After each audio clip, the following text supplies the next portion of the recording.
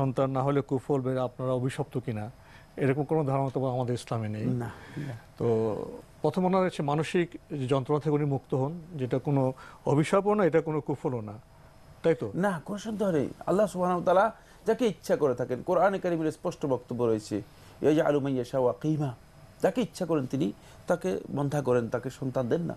এটা আল্লাহ রাব্বুল আলামিনের ইচ্ছার বিষয়।